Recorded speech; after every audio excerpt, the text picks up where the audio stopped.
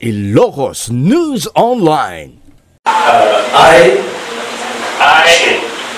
Eugenio Angelo Marcos Barba, having been elected to the position of Congressman, 2nd District of the Province of Ilocos Norte, do hereby solemnly swear that I will well and faithfully discharge to the best of my ability I will well and faithfully discharge to the best of my ability the duties of my present position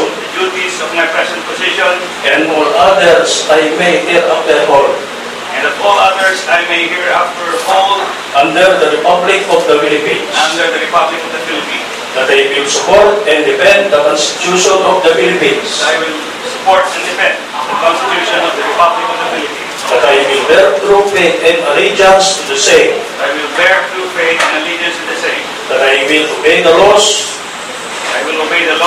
legal orders and decrees promulgated by the duly constituted authorities of the Republic of the Philippines, and that I impose its obligation upon myself voluntarily, without mental reservation or purpose of evasion. So help me God. So help me God.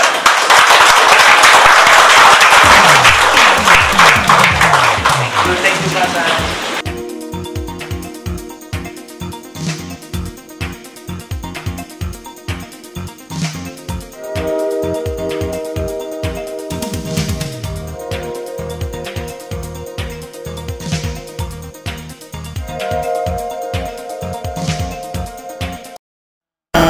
Isagana dito po. Basta kunak, I will choose the place.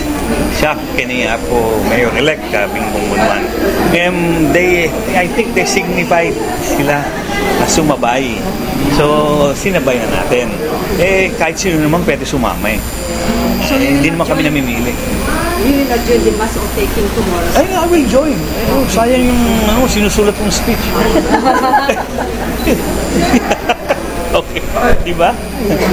Hinihingi nga nila yung speech. Sabi ko, di pa ako tapos. 2 paragraph pa lang.